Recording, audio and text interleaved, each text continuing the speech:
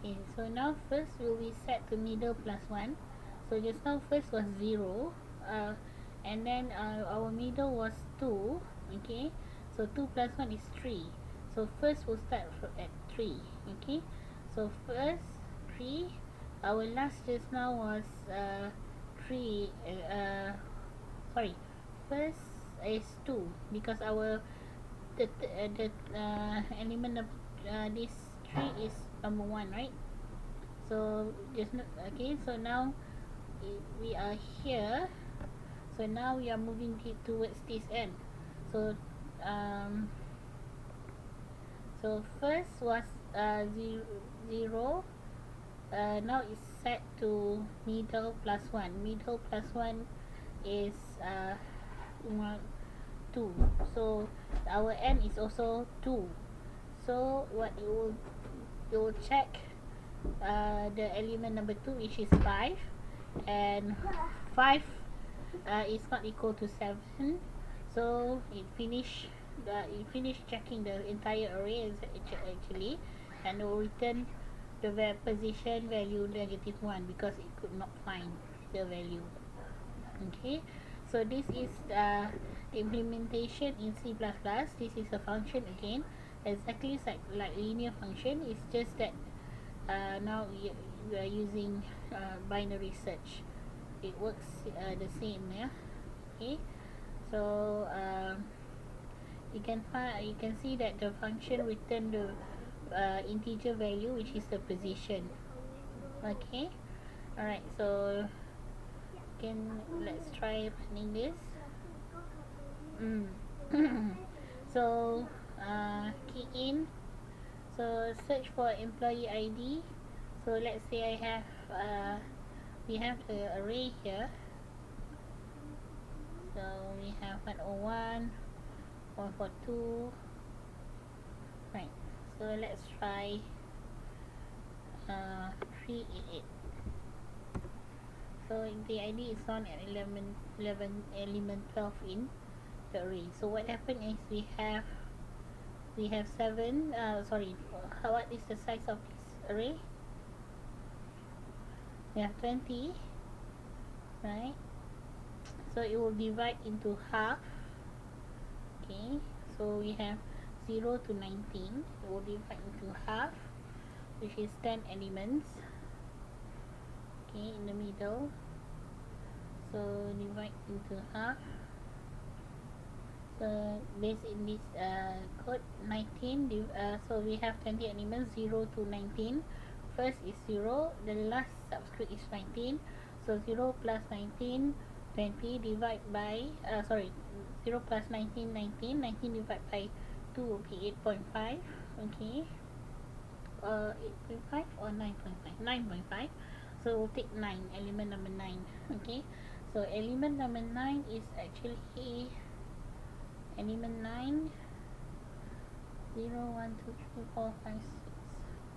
So element number 9, 0, 1, 2, 3, 4, 5, 6, 7, 8, and 9. So 296 is our element 9. So 296 is smaller than 388. So which means that it knows that 388 is bigger than this one bigger than 296. So if it's smaller, the middle one is smaller than the the search item. So the first is going to be moved for as middle plus 1. Okay, so the first, so what happened is middle is now element 9, so it will become element 10. The middle value will become element 10. Okay, according to this, set first to middle. So this will be the first element. So the whole lot here will be forgotten because definitely it's not going to find it there. So now we have our first element here. So the loop will the iteration will proceed. So while found is not true and first is less than or equal to last, if all this true, then we'll do this. Set middle of the subscript halfway between array first and array last. So our first is 10 and our last is 19. 10 plus 19, so this is 19. 10 plus 19 is 29. 29 divide by 2 is 14.5. Take 14. Okay, 14. So now our array middle is the element number 14. So 10, 11, 12, 13, 14. Okay, element number 14. So this element 14. Okay, so we check again whether 40 for the value of this is bigger than 3 is equal to 38. No, then check whether it's greater or smaller. So 417 is greater. So if it's greater, then we are going to do what we are going to do is we are going to set the last value as middle minus 1. So middle is now element number 14. So minus 1 means 13. So the last value is this 13. So we are going to, you can see that we are making our search space smaller between these elements of the array. So now we have uh, the the first element is 10 and the last element is 13. So now we find the 10 plus 13 is 20. 10 plus 13 is 23. Okay, 10 plus 13, 23. 23 divided by 2 is 11.5. So we'll take 11. So 319. 319 is smaller than 388. So we'll take middle as 12 now. Okay, middle as 12. So now we have nowhere to go anymore because we have neglected 319. 3 middle as half. So first is 12 and then the last is still 395. So 394. So 13. So 12 plus 13, 25. 25 divide by 2 to 12. So search at 12 and you found 388 here. Okay, fine. If it's more complicated than the linear search, but it's faster than the linear search because it divide the array. And it works on portion of the array. Okay, so much more efficient and it perform only less comparison than linear search. The only disadvantage is that it requires that the array elements to be sorted. Okay, so that's why we need to learn sorting algorithms. So because the efficient searching algorithm works on a sorted array. Okay, now we are going to learn sorting algorithm. So sort means arrange values into an order, whether it's alphabetical, ascending numeric or descending numeric.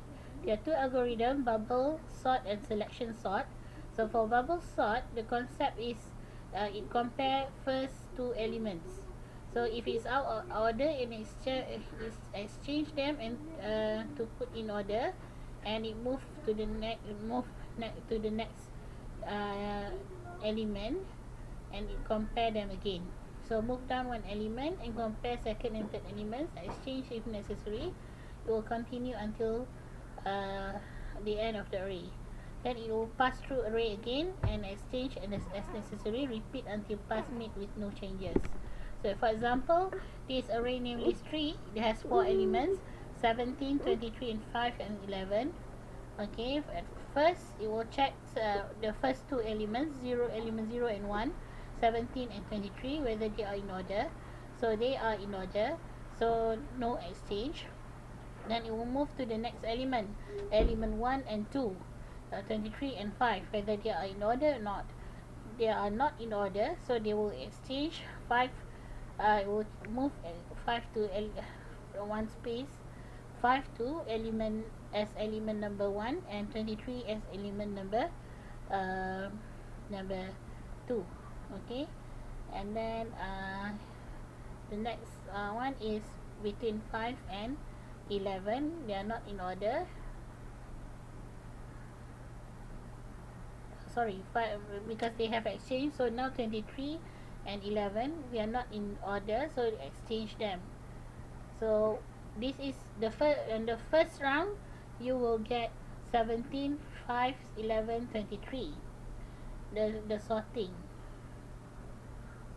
Okay, okay, the sorting. So the second pass now, we'll check 17 and 5, okay, not in order, so it will swap them. So 5, now it become 5, 17, and then we'll check the next one on this element. So 17 has sit here, now 17 and 11 not in order, we swap them. 11 sit here, 17 here, then 17, 23. Okay, 17, 23, they are in order. Okay, so no exchange. Third pass, after this, it will check again. 5, 11, no, in order, so no change. 11 to 17, 11, 17, incorrect order, so no exchange. And 17 and 23, incorrect order, so no exchange. So the array is already in order when everything require no exchange. Okay, so this is the function for sort array.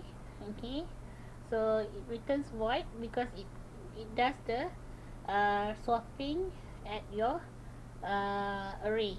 So remember, when you pass array, you actually passing the pointer to the address of the first array.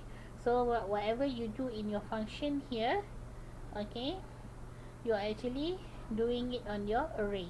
So this is the swap, the swapping that we have learned before in your previous chapter, how we swap elements. So now it's just that now we are working with array elements.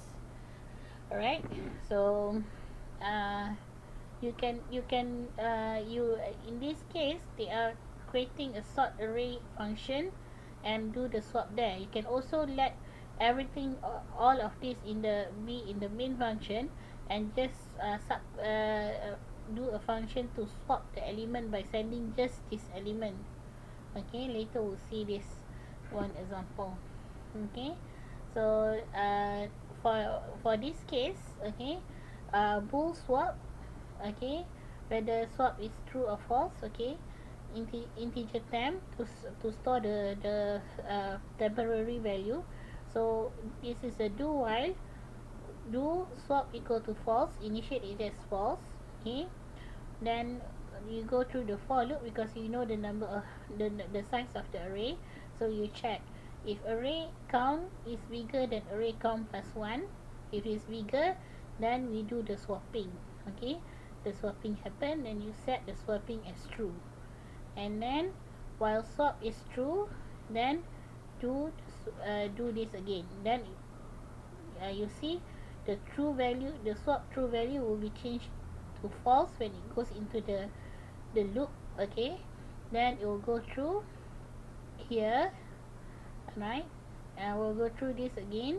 Okay, for using the for loop. See, you see the first pass, it will go through all the elements.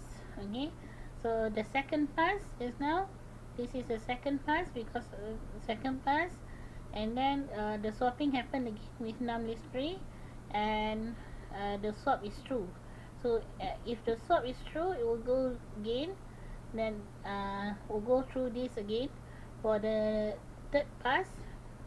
For the num list example, no swapping happen, so the array is in order already, so the swap could maintain as false. So that's why it can go out, break the loop, and go back to the main function.